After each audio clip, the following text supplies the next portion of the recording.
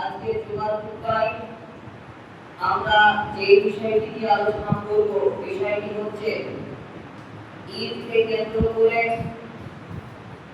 প্রচলিত খেলাধুলা তথা খেলাধুলার নামে অশ্লীলতা বন্ধ করুন, এই শিরোনামে আমরা আজকে আলোচনা করব।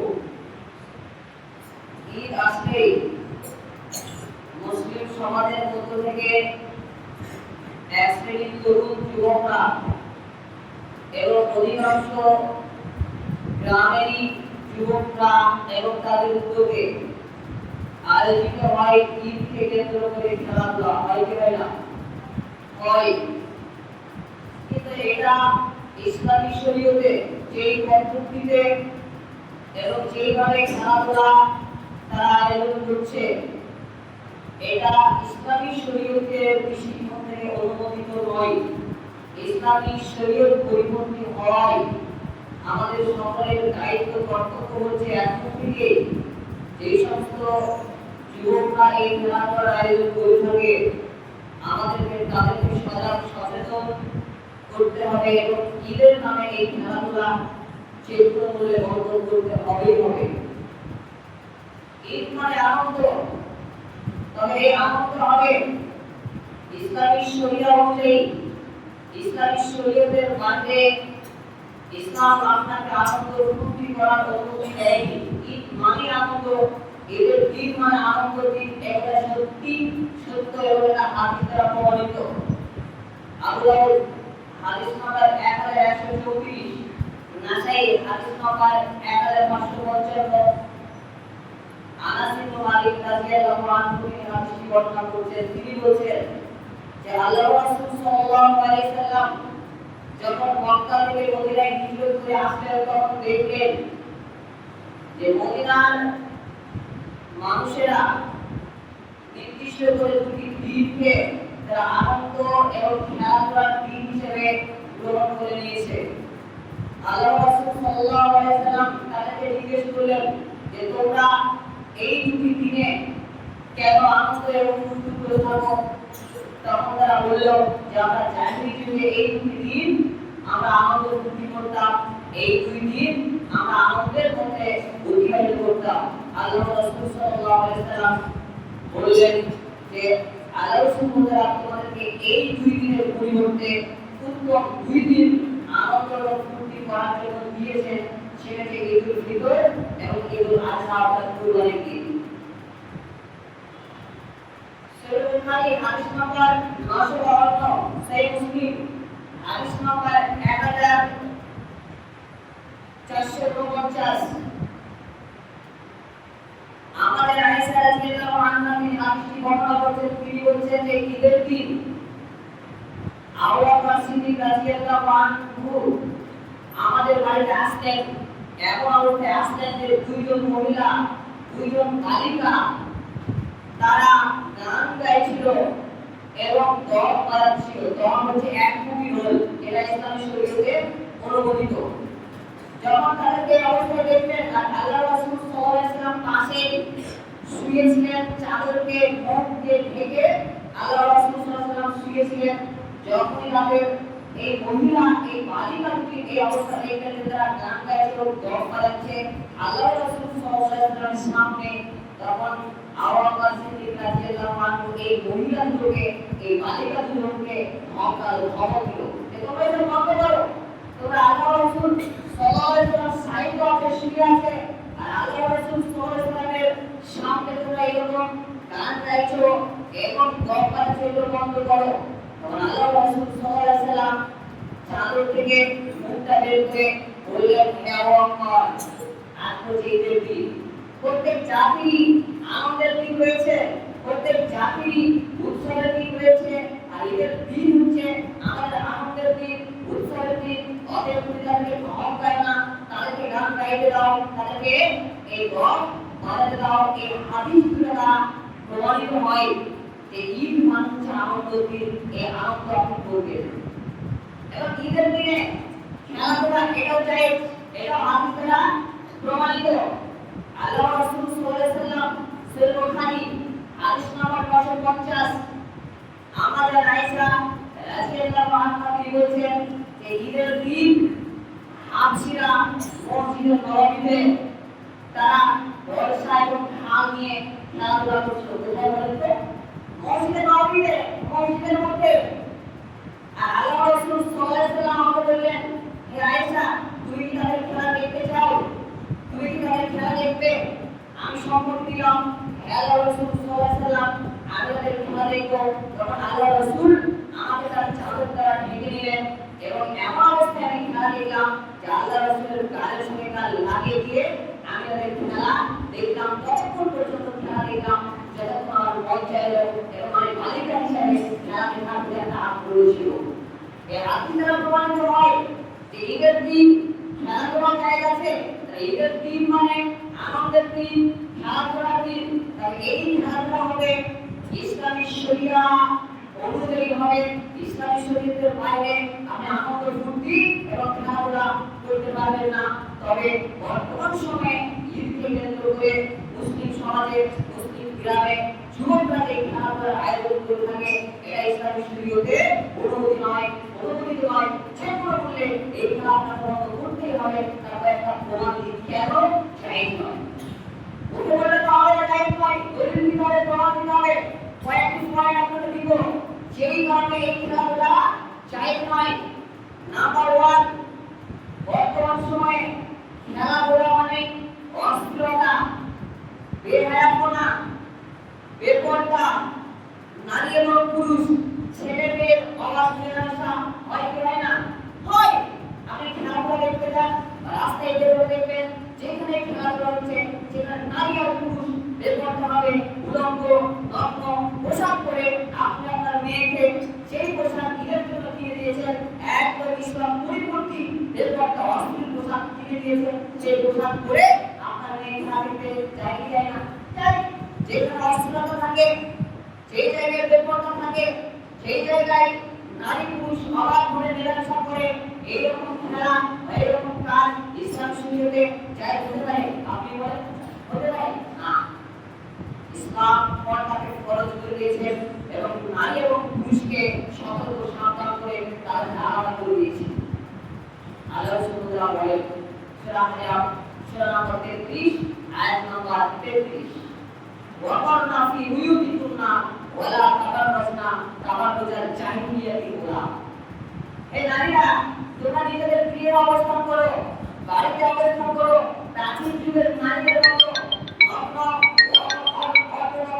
অশ্লীল পোশাক পরে তোমরা রাস্তাঘাটে বের হবে না, তোমরা নগ্ন পোশাক পরে বাড়ি থেকে বের হবে না। আল্লাহ সুবহানাহু কঠোরভাবে বিশেষ করে নিষিদ্ধ করেছে। আর আজকে মেয়েরা, আপনার মেয়েটা, আপনার স্ত্রীটা নিজের নামে যে খেলাধুলা চলছে সেই জায়গায় নগ্ন পোশাক পরে চলে যাচ্ছে। এটা জায়েজ হতে পারে?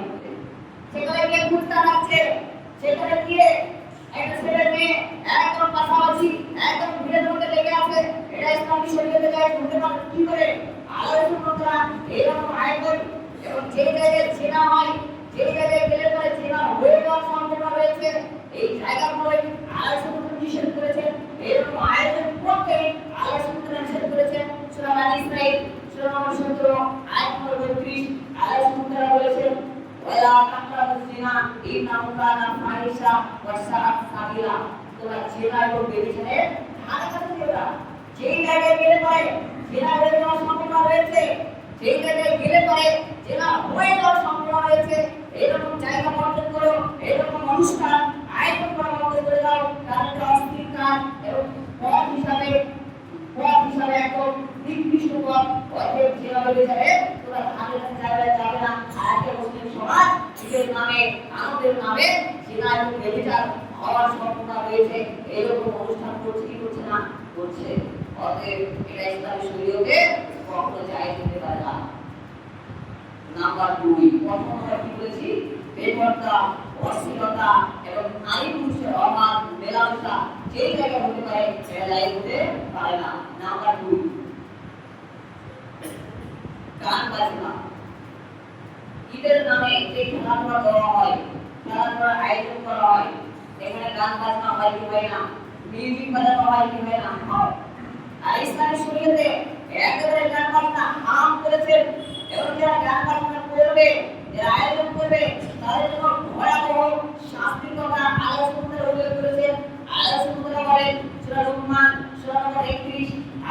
6 কত মানুষ রয়েছে, মানুষদেরকে আল্লাহ সুবহানাহু পথ থেকে বিচ্যুত করার জন্য লাম্বা হাদিস অবান্তর কথা আপনার প্রয়োগ করে। লাম্বা হাদিস বলতে মুহাদ্দিসরা বুঝিয়েছে গান বাজনা, তারা মানুষকে পথভ্রষ্ট করার জন্য এই গান বাজনা প্রয়োগ করে থাকে, অবান্তর কথাবার্তা প্রয়োগ করে থাকে, গান বাজনার আয়োজন করে থাকে এবং আল্লাহ সুবহানাহু পথকে ঠান্ডা কিছু মনে করে এজন্য করে সম্মানজনক শাস্তি। যারা গান বাজনা করে, যারা গানের আয়োজন করে, তাদের জন্য আল্লাহ সুবহানাহু ভয়ানক শাস্তি উল্লেখ করেছেন। আল্লাহ রাসূল সাল্লাল্লাহু আলাইহি ওয়াসাল্লাম এটা আশঙ্কা করেছেন যে তার উম্মতের একটা শ্রেণী সহিহ বুখারী হাদিস নাম্বার 5590 আল্লাহ রাসূল সাল্লাল্লাহু আলাইহি ওয়াসাল্লাম বলেছেন যে আমার উম্মতের মধ্য থেকে একটা দল বের হবে, তারা চারটি জিনিস জায়েজ মনে করবে, হারাম মনে করবে। এক, তারা বাধ্যদের উপর হারাম মনে করবে, গান বাজনাকে হারাম মনে করবে। দুই, নেশার দ্রব্য, মদ, বিড়ি, সিগারেট, জর্দা, ফুল, খৈনি এগুলো হারাম মনে করবে। তিন, রেশমি কাপড়, পুরুষরা হারাম মনে করবে। চার, তারা ছেলে হিসাবে হারাম মনে করবে। আপনি বলেন আল্লাহ রাসূল সাল্লাল্লাহু আলাইহি ওয়াসাল্লামের এই ভবিষ্যৎবাণী বাস্তবায়িত হচ্ছে কি হচ্ছে না? হচ্ছে। গান বাজনা এখন হারাম মনে করছে, আপনি যদি হারাম বলেন নাই বলেন, আপনার সমাজে এই ঈদের নামে খেলাধুলার আয়োজন করা হলো, গান বাজনার আয়োজন করা হলো, আপনি বন্ধ করলেন না কেন? যদি হারাম নাই মনে করুন। অতএব এই খেলাধুলার নামে গান বাজনা অশ্লীলতা আপনার বন্ধ করতে হবে। আবু দাউদ হাদিস নাম্বার 4024 নাফে রাহিমাহুল্লাহ তিনি বলছেন যে আমি একদা আব্দুল্লাহ ইবনে উমর রাদিয়াল্লাহু আনহুর সঙ্গে রাস্তা দিয়ে হাঁটছি, এমন সময় বাদ্যযন্ত্রের আওয়াজ আসলো। আব্দুল্লাহ ইবনে উমর রাদিয়াল্লাহু আনহু তিনি দুই কানের মধ্যে আঙুল ঢুকিয়ে দিয়ে রাস্তা থেকে সরে পড়লেন। পড়ার পর কিছুক্ষণ পর আমাকে জিজ্ঞেস করছেন, হে নাফে, তুমি কি গান বাজনা এই বাদ্যযন্ত্রের আওয়াজ শুনতে পাচ্ছ? আমি বললাম জি না। তখন তিনি বললেন, একদা আমি আল্লাহর রাসূল সাল্লাল্লাহু আলাইহি ওয়াসাল্লামের সঙ্গে ছিলাম, তখন আল্লাহর রাসূল এইরূপ করেছিলেন। দেখেন সাহাবিয়া গান বাজনা কানে আওয়াজ ঢুকিয়ে দিয়েছেন। আর এক মুসলিম সমাজ, আপনার সমাজ, আপনার গ্রামের যুবকরা আজকে ঈদের নামে খেলাধুলার আয়োজন করে সেখানে গান বাজনার আয়োজন করছে, আর আপনি কিছুই বলেন না। অতএব এই খেলাধুলার নামে অশ্লীলতা গান বাজনা সেগুলো বলে আপনারা বন্ধ করতে হবে। নাম্বার 3, সেই কারণে এই ঈদের নামে খেলাধুলা জায়েজ নয়। নাম্বার 3, এতে মুসলিম উম্মার কোনো কল্যাণ হয় না। আপনি বলেন ঈদের নামে খেলাধুলা দেওয়া হয়, এতে মুসলিম উম্মার কল্যাণ হয়? বড় খারাপ দিক আছে। কেমন? অমুসলিমদের জীবনে একটা খারাপ বার্তা যায় কি যায় না? যায়। যে মুসলিমরা দেখো গান বাজনা আয়োজন করে, মুসলিমরা দেখো আমাদের বন্ধই, আমরা যেমন পুজোতে একদম গায়ে সুন্দর পোশাক থাকা ঠিকঠাক, আমরা যেমন একদম নগ্ন পোশাক পরে আমরা আয়োজন করি, ঠিক তেমনই আজকে মুসলিমদের মধ্যে থেকে একটা শ্রেণী তারা ঈদের নামে খেলাধুলা দিয়ে সেখানে তারা অশ্লীলতার সুযোগ তৈরি করে দিয়েছে কি নেই? একটা খারাপ বার্তা যাবে কি যাবে না? যাবে। এবং আরো একটা খারাপ বার্তা যাবে, আজকে খেলাধুলা আয়োজন করতে গিয়ে রাস্তায় মানুষকে ধরে ধরে কালেকশন করে না। মাদ্রাসার জন্য কালেকশন করে না, রাস্তায় আপনি দেখবেন মানুষকে ধরে ধরে কালেকশন করে না। মসজিদের জন্য রাস্তায় ধরে ধরে মানুষের উপর কালেকশন করে না। কিন্তু খেলাধুলার নামে আজকে মুসলিমদের মধ্য থেকে এক শ্রেণীর যুবক রাস্তায় দাঁড়িয়ে মানুষের কাছ থেকে টাকা কালেকশন করে কি করে না? এটা মুসলিমদের কাছ থেকে অমুসলিমদের নিকট একটা খারাপ বার্তা যায়। আর এই খেলা আয়োজন করে মুসলিম উম্মার কোনো কল্যাণ হয় না। বরং যে জাতিরা আছে, ইহুদি খ্রিস্টান হিন্দুদের আছে, তাদের অনুসরণ করা হয়। আর আল্লাহর রাসূল সাল্লাল্লাহু আলাইহি ওয়াসাল্লাম এই স্পষ্ট নিষেধ করেছেন। আবু দাউদ হাদিস নাম্বার 4031 মান তাশাব্বাহা বিকওমিন ফাহুয়া মিনহুম। যে ব্যক্তি যে জাতির সাথে সহবর্তন করবে সে তাদের অন্তর্ভুক্ত হবে। আল্লাহর রাসূল সাল্লাল্লাহু আলাইহি ওয়াসাল্লাম বলেছেন সহিহ বুখারী হাদিস নাম্বার 7320 যে এমন একটি সময় আসবে সেই সময়টা আমার উম্মতের একটি দল বা আমার উম্মত তাদের পূর্ববর্তীদের রীতিনীতি আদর্শকে একদম হাতে হাতে বিপদে বিপদে অনুসরণ করবে, মানে হুবহু অনুসরণ করবে। তারা যেভাবে চলবে তারা সেভাবেই চলবে। এবং তারা যদি দর্পের গর্তে বিপদ চলে যায়, দর্পের গর্তে যে খুব নিকৃষ্ট, তাদের আদর্শ যদি নিকৃষ্ট হয়, তারপরেও আমার এই উম্মতকে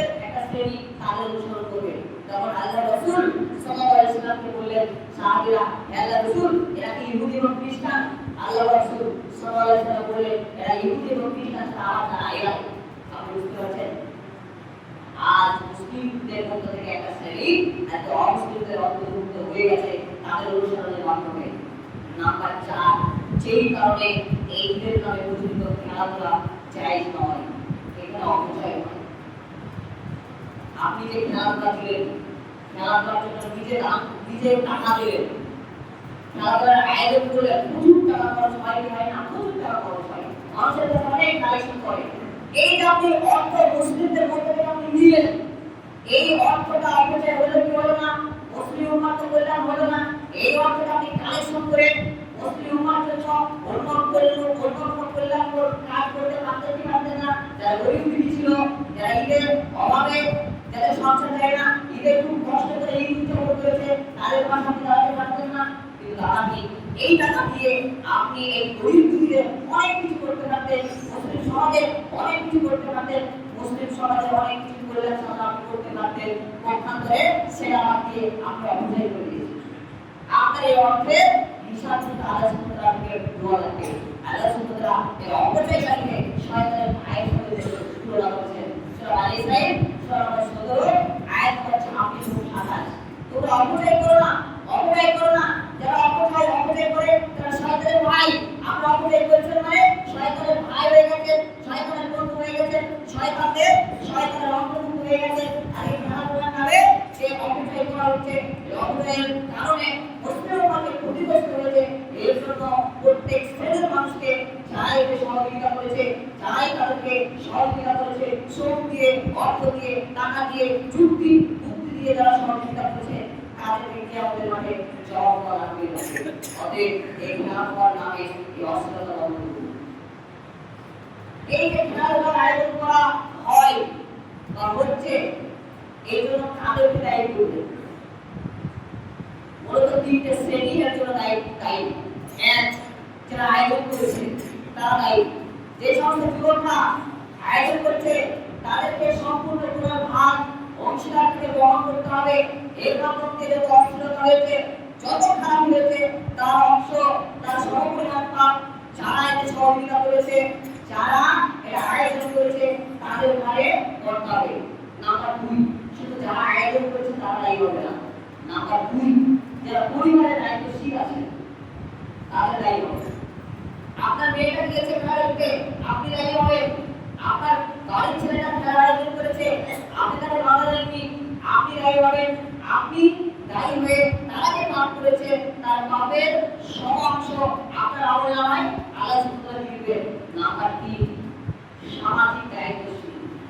যারা সমাজকে পরিচালনা করছেন, যারা নেতা, যাদের ক্ষমতা আল্লাহ সুবহানাহু ওয়া তাআলা দিয়েছিলেন, যারা চাইলে এক ঘন্টার এই খেলাধুলা বন্ধ করতে পারত, যারা চাইলে এই যুবকরা খেলাধুলার আয়োজন করতে পারত না, এই সামাজিক দায়িত্বশীল যারা রয়েছে, যারা নেতা রয়েছে, যাদেরকে আল্লাহ সুবহানাহু ওয়া তাআলা ক্ষমতা দিয়েছেন, তারা বাধা না দেওয়ার কারণে তাদের কিন্তু কঠিন ভয়াবহ শাস্তি পেতে হবে। কেন? তাদের ক্ষমতা ছিল, তাদের ক্ষমতা আল্লাহ সুবহানাহু ওয়া তাআলা দিয়েছিলেন, কিন্তু এই ক্ষমতা দিয়ে তারা এটা বন্ধ করেনি। আর দাওয়াতি কাজের একটা সিস্টেম, দাওয়াতি কাজের 3টি পদ্ধতি আল্লাহ রাসূল সাল্লাল্লাহু আলাইহি ওয়াসাল্লাম উল্লেখ করেছেন। মেশকাতুল মাসাবি হাদিস নাম্বার ৫৩৭, সে মুসলিম হাদিস নাম্বার ৪৯। আল্লাহ রাসূল সাল্লাল্লাহু আলাইহি ওয়াসাল্লাম বলেছেন, যখন তোমরা ইসলাম বিরোধী কর্ম দেখবে, কাজ দেখবে, তখন তোমাদের হাত দ্বারা সেটা পরিবর্তন করবে। হাত দ্বারা মানে ক্ষমতা। আপনি নেতা সমাজে, আপনি ইমাম, আপনি সরকার, আপনি মেম্বার, আপনার ক্ষমতা আল্লাহ সুবহানাহু ওয়া তাআলা দিয়েছেন। এই ক্ষমতা দ্বারা আপনি বন্ধ করবেন। যখন শরীয়ত বিরোধী কাজ করবে দেখবেন, আল্লাহ রাসূল কখনো এদেরকে বলেছেন যে যারা দায়িত্বশীল তারা বন্ধ করবে, যাদের ক্ষমতা আছে। নাম্বার 2, যদি এই ক্ষমতা তোমার না থাকে, পাওয়ার না থাকে, তাহলে এক কাজ করবে যে ভোট দেওয়া বন্ধ করবে। মানুষকে বোঝাবে, যুবকদের কাছে যাবে, যারা আয়োজন করছে তাদেরকে বোঝাবে, জোগাড় করতে দিবে, মানুষকে বিভিন্নভাবে ভোট দেওয়া ভালো কথা বলে উপদেশ দিয়ে পরামর্শ দিয়ে এটা বন্ধ করার চেষ্টা করবে। যদি এটা যদি না পারো, 3 নম্বরে অন্যায় কাজ দেখে যেটা করবে, অন্তর ঘৃণা করবে, অপছন্দ করবে। আর এই অন্তর দ্বারা অপছন্দ করা, ঘৃণা করা, এটা হচ্ছে দুর্বল ইমানের লক্ষণ। অতএব বর্তমান সময়ে ঈদকে কেন্দ্র করে খেলাধুলার নামে যে অশ্লীলতা চলছে, এই অশ্লীলতা যে কোনো মূল্যে আমাদেরকে বন্ধ করতে হবে। অনেক যারা যুবক ভাই রয়েছে, যারা এই খেলাধুলার আয়োজন করার চিন্তা ভাবনা করেছে এবং করছেন, বিগত দিন করেছেন, তাদের কাছে কিন্তু আবেদন রাখবো আপনারা এই খেলাধুলা বন্ধ করুন। যারা সামাজিক দায়িত্বশীল রয়েছেন তাদের কাছে আবেদন রাখবো আপনারা আমাদের গ্রামের যে সমস্ত যুবকরা যারা এই খেলাধুলার আয়োজন করে থাকে তাদেরকে চেষ্টা করলে সচেতন করেন এবং তাদের এই উদ্যোগকে বন্ধ করেন। পারিবারিক যারা দায়িত্বশীল আছেন তাদের কাছে আবেদন রাখবো আপনার ছেলে মেয়ে যাতে করে এই খেলাধুলায় অংশগ্রহণ না করতে পারে, খেলাধুলা যাতে আয়োজন না করতে পারে, তার জন্য আপনি আপনার পরিবারের সদস্যদেরকে সচেতন করবেন। মহান সত্তা আমাদেরকে এই কথাগুলো এবং ঈদের নামে, খেলাধুলার নামে, আনন্দ ফুর্তির নামে যে অশ্লীলতা, বেহায়াপনা, গান বাজনার আয়োজন করা হয়, এখান থেকে বের হওয়ার এবং এগুলোকে বন্ধ করার তৌফিক দান করেন। সকলে বলুন আল্লাহুম্মা আমিন। আলহামদুলিল্লাহ ওয়াসসালাতু ওয়াসসালামু আলা মান লা নাবিয়্যা বা'দা আম্মা বা'দ। রমাদান মাস, যারা এই রমাদান মাসে জীবিত থাকা অবস্থায় সুযোগ পাওয়ার পরেও সিয়াম পালন করেনি বা করে না, তাদের পরিণতি অত্যন্ত ভয়াবহ। আমাদের সমাজে একটা শ্রেণী আছে যারা মুসলিম দাবি করার পরেও এই রমাদান মাসে সিয়াম পালন করে না। যারা অসুস্থ, যারা মুসাফির, যারা বয়স্ক বৃদ্ধ, সিয়াম পালন করার মতো সামর্থ্য নেই, যারা তাদের যে সমস্ত নারী তাদের সন্তানদেরকে দুধপান করায় এবং যারা গর্ভবতী নারী, এদের সিয়াম ভঙ্গ করা বৈধ। তবে এদেরকে পরবর্তীতে সিয়ামের কাজা আদায় করতে হবে অথবা ফিদিয়া দিতে হবে। আল্লাহ সুবহানাহু বলেন সূরা বাকারা সূরা নম্বর 2 আয়াত নম্বর 184, যে যারা মুসাফির মানে শহরে থাকে, বিদেশে গিয়েছে, বাইরে গিয়েছে, সিয়াম রাখার মতো অবস্থা নেই, শহরে থাকার কারণে সিয়ামকে ছেড়ে দিয়েছে অথবা অসুস্থ ছিল, তাদের কর্তব্য হচ্ছে কাজা আদায় করবে। আর যারা সামর্থ্যহীন মানে অক্ষম, সিয়াম করতে পারবেই না, তাদের কর্তব্য হচ্ছে ফিদিয়া দেওয়া। ফিদিয়া হচ্ছে একজন মিসকিনকে একটা সিয়ামের বদলে খাবার খাওয়া, এটা হচ্ছে তাদের কর্তব্য। আর যারা সিয়াম পালন করার মতো সামর্থ্য রয়েছে তারপরেও যারা সিয়াম পালন করেনি এবং করছে না, তাদের জন্য ভয়াবহ শাস্তি আল্লাহ রাসূল সাল্লাল্লাহু আলাইহি ওয়াসাল্লাম উল্লেখ করেছেন।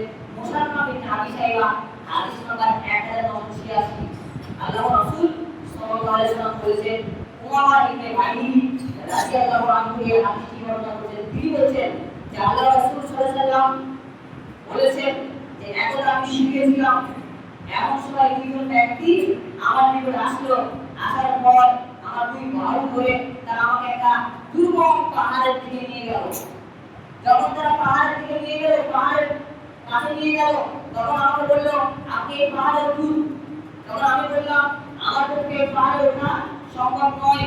তখন তারা সেই দুই ব্যক্তি বললো যে আপনাকে এই পাহাড়ে ওঠার জন্য আমরা সহযোগিতা করবো।